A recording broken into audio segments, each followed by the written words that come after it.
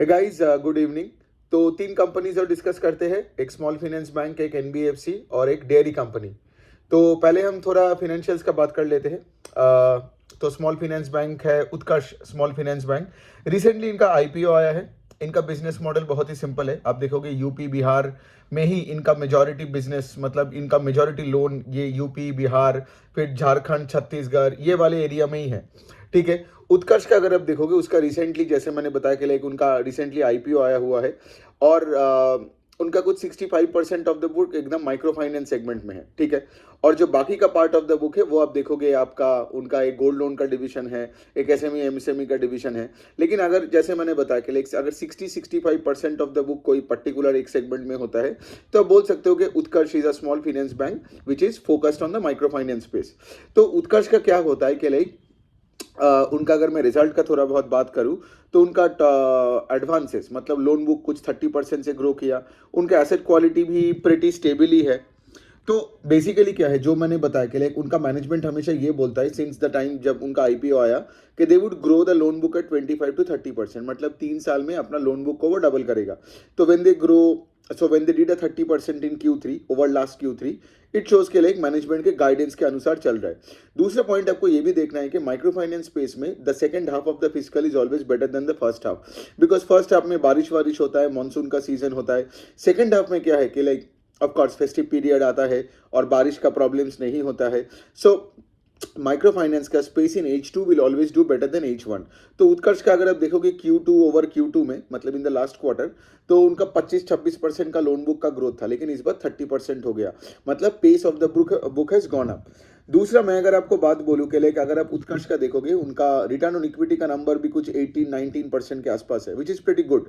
Because अगर मैं कोई फिनेंशियल्स देख रहा हूँ और उसका आरओई का नंबर लेट्स से 10-11% है या उसके नीचे है, मतलब वो शेयर होल्डर के मतलब बेस में उतना पैसा बना के नहीं दे रहे। लेकिन 18-19% का आरओई है, 30% का एडवांसेस का बुक का ग्रोथ है। इवन अगर आप देखोगे इनका, देखिए अब ये सब छोटे छोटे जो स्मॉल फाइनेंस बैंक्स होते हैं लाइक उत्कर्ष, इनका प्रॉब्लम होते हैं कासा फ्रेंचाइज। तो इनका CASA ratio is less than I think 25-26%, जिसमें इनको काम करना पड़ेगा। और इनका जो डिपॉजिट का बेस है दैट ग्रू 18% ऑन YOY। ठीक है।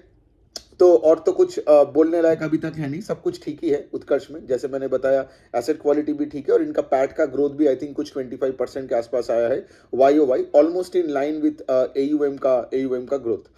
तो दूसरा भी बात करते हैं हम श्रीराम फाइनेंस का। तो अगर आप देखोगे श्रीराम फाइनेंस एक मेजॉरिटी एक व्हीकल फाइनेंस एनबीएफसी है। तो इनका आज भी अगर आप देखोगे कुछ 70% ऑफ द लोन बुक उनका है आपका ये कमर्शियल व्हीकल का, कंस्ट्रक्शन इक्विपमेंट और पैसेंजर व्हीकल टू व्हीलर्स में के सेगमेंट में 70-75% ऑफ द बुक। लेकिन श्रीराम रिसेंटली क्या कर रहा है, वो अपना बुक को थोड़ा बहुत डाइवर्सिफाई कर रहे हैं। वो ऐसे आप देखोगे एमएसएमई, गोल्ड लोन्स और पर्सनल लोन में, मतलब थोड़ा सा जो रिटेल अनसिक्योर्ड साइड में भी ज़्यादा फोकस कर रहे हैं। बिकॉज ऑफ कोर्स वहाँ पे आपका मार्जिन एक्रेटिव होता है ना। बिकॉज अब सोचिए कमर्शियल व्हीकल में आपको उतना यील्ड नहीं मिलेगा जितना से आपको पर्सनल लोन्स में मिलेगा। दूसरा पॉइंट ये है कि अगर अब श्रीराम का मैं बात करूं तो मैनेजमेंट हमेशा बात ही करता है कि लाइक 16-18-20% से बुक को ग्रो करना। और अभी श्रीराम का बुक थोड़ा बड़ा भी हो गया। I think now their book has crossed over 2 lakh crore. और अब देखोगे इस 2 लाख करोड़ के बुक में भी they grew the loan book at 20% on a YOY basis. तो not a bad thing, Shriram ने अच्छा ही किया 20% का।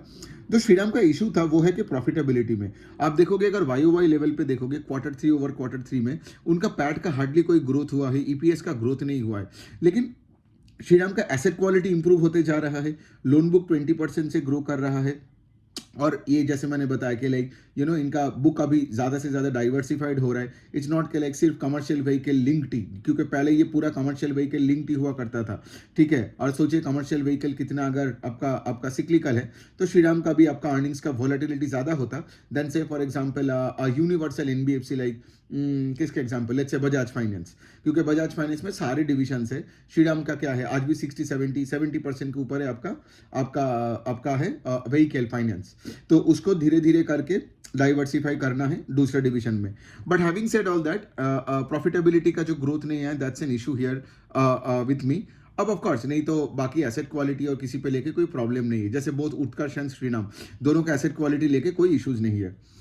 तीसरा जो कंपनी का मैं बात करूंगा वो एक डेयरी कंपनी है, दूधला डेयरी करके। अब देखोगे ये सब डेयरी कंपनीज क्या करते हैं, एक तरफ होता है उनका प्रोक्योरमेंट, करेक्ट।